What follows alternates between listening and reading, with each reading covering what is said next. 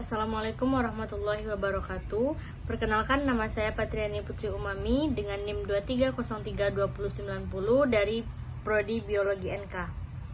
Baiklah, saya akan mempresentasikan PPT saya dengan judul Menyusun Kalimat Bahasa Indonesia Ragam Formal. Yang pertama, ada penerapan diksi dalam kalimat ragam formal. Kenapa harus memiliki kata dan penggunaannya secara tepat? Kata-kata yang memiliki makna denotatif dan ada yang memiliki makna konotatif. 1. Yaitu ada yang memiliki makna umum dan makna khusus. 2. Ada yang memiliki makna sinonim. 3. Kata ragam formal atau baku dan ragam percakapan atau non-baku. 4. Kata-kata perlu digunakan secara tepat. 5. Kata-kata perlu ditulis secara benar. Yang pertama yaitu ada kata denotatif dan konotatif. Kata bermakna denotatif adalah kata yang bermakna sesuai dengan hasil observasi, penglihatan, penciuman, pendengaran, perabaan, dan pengecapan. Artinya, kata yang maknanya menyangkut informasi faktual objektif. Kata bermakna konotatif adalah kata yang memiliki makna asosiatif dan timbul sebagai akibat dari sikap sosial, pribadi, dan kriteria tambahan yang dikenakan pada sebuah makna konseptual atau denotatif. Jadi, dapat dipahami bahwa setiap kata pada umumnya mempunyai makna denotatif, tetapi tidak semua kata memiliki makna konotatif. Contohnya yaitu kata denotatif penonton, sedangkan kata konotatifnya yaitu seperti pemirsa atau pemerhati juru. Kata denotatifnya ada tukang, pekerja, dan kata konotatifnya yaitu ahli, pegawai, atau karyawan. Kedua, ada kata umum dan kata khusus. Kata umum digunakan untuk mengungkapkan hal-hal yang bersifat generik atau universal, sedangkan kata khusus digunakan untuk mengungkapkan hal yang bersifat spesifik atau spesial. Dalam bahasa Indonesia, kata umum adalah kata yang memiliki acuan yang lebih luas daripada kata khusus. Contohnya yaitu kata umum seperti ikan, sedangkan kata khususnya adalah seperti ikan lele, ikan tuna, ikan nila. Kata umumnya adalah bunga dan kata khususnya yaitu seperti bunga mawar, melati, dan anggrek. Kata umumnya burung, sedangkan kata khususnya seperti burung merpati, burung elang, dan pekukut. Yang ketiga ada kata-kata bersinonim. Kata bersinonim adalah kata yang bentuknya memang berbeda dan pada dasarnya mempunyai makna yang hampir sama atau mirip. Kata bersinonim perlu dipahami, dipilih, dan digunakan secara tepat dalam kalimat ragam formal. Sebab walaupun bersinonim, pada dasarnya kata itu berbeda konteks pemakaiannya. Contohnya yaitu cerdas, yaitu sama dengan cerdik, hebat, atau pintar. Besar sama dengan agung atau raya. Mati sama dengan mangkat, wafat, maupun meninggal. Yang keempat ada kata baku dan non-baku. Berdasarkan dalam bahasa Indonesia, ragam formal menggunakan kata baku, sedangkan dalam ragam non-formal bisa saja menggunakan kata non-baku. Kata baku dan non-baku dapat dilihat berdasarkan beberapa ranah, yaitu ada ranah fonologis, ranah morfologis, dan ranah leksikon. Yang pertama, kata baku dan non-baku berdasarkan ranah fonologis. Maksudnya yaitu sebuah kata baku kadang memiliki kata non-baku karena menambahkan fonem, pengurangan fonem, maupun pengubahan fonem. Contoh kata baku dan non-baku karena penambahan fonem, yaitu seperti imbau menjadi himbau, rapi menjadi rapih. Contoh kata baku dan non-baku karena pengurangan fonem, yaitu seperti terampil menjadi terampil, tetapi menjadi tapi. Contoh kata baku dan non-baku karena pengubahan fonem, yaitu seperti telur atau menjadi telur, tampak menjadi nampak. Selanjutnya kata baku dan non-baku berdasarkan ranah morfologis. Maksudnya yaitu sebuah kata baku kadang memiliki kata non-baku karena pada hasil proses morfologis terjadi pengurangan fonem atau pengubahan fonem, terjadi penggantian afiks, dan terjadi kelebihan fonem. Contoh kata baku dan non-baku karena hasil morfologis terjadi pengurangan fonem, yaitu seperti memfokuskan menjadi memokuskan, memproses menjadi memproses.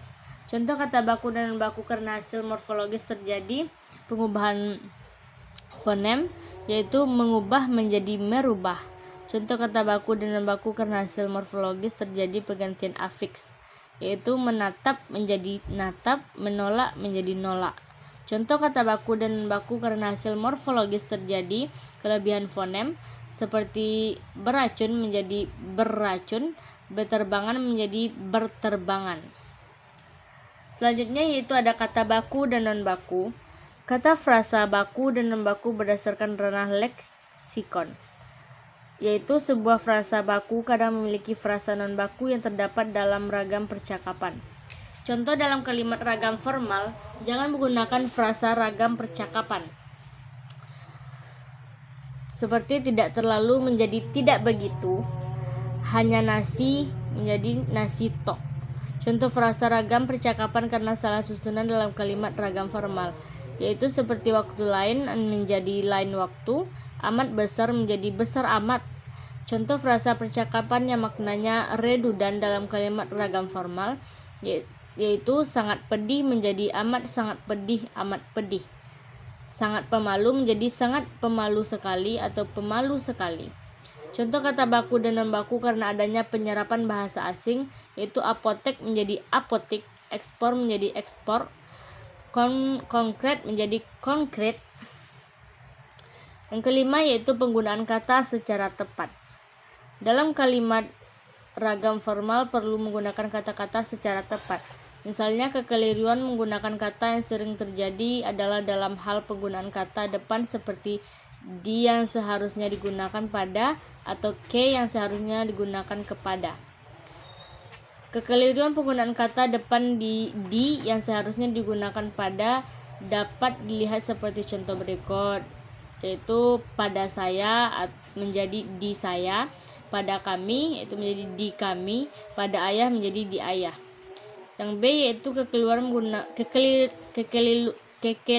menggunakan kata depan ke yang seharusnya digunakan kepada dapat dilihat seperti contoh berikut. Kepada saya menjadi ke saya, kepada kami menjadi ke kami, kepada ayah menjadi ke ayah. 6 yaitu penulisan kata secara benar. Dalam kalimat ragam formal perlu penulisan kata secara benar. Misalnya kesalahan penulisan kata yang sering terjadi adalah dalam hal penulisan kata depan seperti di, ke, dari yang seharusnya ditulis terpisah dari kata yang diikutinya. Contoh penulisan kata depan yang benar dan yang salah. Di atas yaitu menjadi di atas, di sekitar menjadi di sekitar. Contoh penulisan kata depan yang benar dan yang salah. Ke atas itu menjadi bersambung ke atas, ke sekitar menjadi bersambung ke sekitar.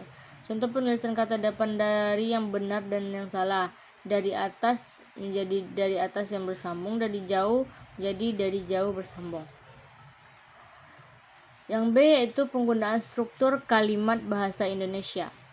Yang pertama, struktur kalimat. Kalimat adalah satuan bahasa terkecil dalam wujud lisan atau tulisan yang menggunakan pikiran yang utuh.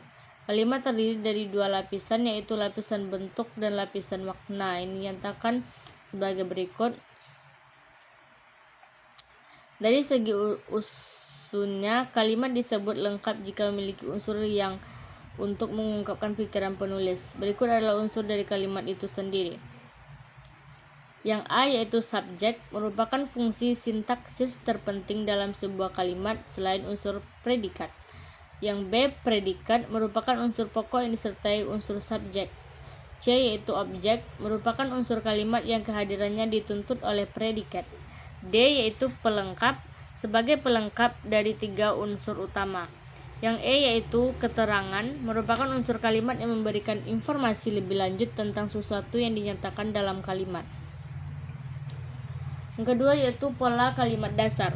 Kalimat dasar adalah kalimat yang terdiri atas satu klausa, unsurnya lengkap, susunan unsurnya menurut urutan yang paling umum, dan tidak mengandung pertanyaan atau pengingkaran. Ada 6 tipe kalimat dasar dalam bahasa Indonesia, yaitu kalimat dasar berpola SP, contohnya dia berlari. Kalimat dasar berpola SPO, contohnya Rani mendapat hadiah. Kalimat dasar berpola SPPL, contohnya adikku belajar komputer. Kalimat dasar berpola SPCAT, keterangan atau contohnya banjir besar telah terjadi di Amerika. Kalimat dasar berpola SP Opel, contohnya kami mengirimi ibu paket lebaran. Kalimat dasar berpola SP Oket, contohnya dia memasukkan dokumen itu ke dalam map. Yang ketiga ada kalimat tunggal. Kalimat tunggal adalah kalimat yang terdiri dari satu pola dasar kalimat. Artinya, dalam kalimat tunggal tentu saja terdapat semua unsur wajib yang diperlukan seperti diuraikan pada pola kalimat dasar sebelumnya. Contohnya, mereka berjalan dengan tongkat. Yang keempat ada kalimat majemuk. Kalimat majemuk adalah kalimat yang memiliki dua klausa atau lebih yang saling berhubungan. Kalimat majemuk setara atau koordinatif, yaitu kalimat majemuk yang memiliki dua klausa atau lebih yang masing-masing mempunyai kedudukan setara dalam struktur konstituen kalimat. Setiap klausa dihubungkan oleh konjungtor dan atau tetapi serta lalu kemudian lagi pula hanya padahal sedangkan baik maupun tidak tetapi. Contohnya yaitu adikku belum bersekolah tetapi dia sudah bisa membaca. Kamu akan pulang kampung atau ikut kami belajar kelompok? Aku melompat dari anak tangga kemudian berlari ke halaman. Yang B yaitu kalimat majemuk bertingkat atau subordinatif, yaitu kalimat majemuk yang memiliki dua klausa atau lebih yang salah satu klausanya menjadi bagian dari klausa yang lain. Setiap klausa dihubungkan oleh konjungtor setelah, jika, andaikan, supaya, meskipun, seperti, sebab, sehingga, dengan, tanpa, dan lain-lain. Contohnya itu seluruh permasalahan akan selesai seandainya anggota menerima aturan itu. Cobalah kamu bekerja di kebun daripada menganggur di rumah. Dia menangkap ikan dengan menggunakan jala. Selanjutnya yang C yaitu penyusun kalimat baku. Kalimat baku adalah kalimat yang baik dan lazim digunakan dalam ranah ragam formal. Kalimat yang baik atau efektif adalah kalimat yang sesuai dengan kaidah bahasa, jelas dan enak dibaca. Syarat dari kalimat efektif itu sendiri yaitu ada 5. Yang pertama memiliki kesatuan gagasan. Yang kedua memiliki koherensi. Yang ketiga memiliki variasi kalimat. Keempat yaitu memiliki kesejajaran atau paralel. Dan 5 yaitu memiliki kelogisan penalaran. Adapun ciri kalimat baku, yang pertama kalimat baku memiliki kejelasan struktur atau normatif. Artinya kalimat baku haruslah sesuai dengan struktur kalimat bahasa Indonesia. Yang kedua, kalimat baku memiliki kelogisan makna atau logis seperti logis hubungan makna S dengan P, logis hubungan makna rincian atau paralel. Yang ketiga ada kalimat baku memiliki kehematan kata atau ekonomis, seperti menggunakan satu subjek dari subjek yang sama, menggunakan satu kata dari beberapa kata yang bersinonim, dan menggunakan kata yang ditumbuhkan untuk mengungkapkan maksud penulis. Yang D yaitu kalimat baku memiliki kebakuan kata. Yang kedua, variasi kalimat baku. Variasi kalimat diperlukan untuk menghindari kemonotonan penyampaian gagasan. Ada beberapa variasi kalimat yang dapat digunakan seperti variasi pengutamaan informasi. Dapat dilakukan dengan cara yang memvariasikan pengutamaan informasi. Variasi kalimat aktif dan pasif dapat dilakukan dengan cara memvariasikan penggunaan kalimat aktif dan pasif itu sendiri. Variasi kalimat tunggal dan menjemuk, yaitu dapat dilakukan dengan cara memvariasikan kalimat tunggal dan menjemuk. Artinya, kalimat yang digunakan dalam ragam formal dapat bervariasi seperti kalimat tunggal, kalimat menjemuk setara, dan kalimat majemuk bertingkat. Baiklah, adapun kesimpulan dari presentasi saya yaitu adapun cara-cara untuk menghasilkan kalimat-kalimat dalam bahasa Indonesia yang sesuai dengan standar formal membutuhkan ketelitian dan kejelasan untuk mengungkapkan gagasan secara tepat. Ini melibatkan penerapan kosakata yang tepat, tata bahasa yang benar, serta struktur kalimat yang jelas dan sesuai dengan norma-norma kebahasaan formal. Jadi, memahami dan mampu mengaplikasikan prinsip-prinsip tersebut penting dalam menyusun kalimat bahasa Indonesia dalam ragam Volmar.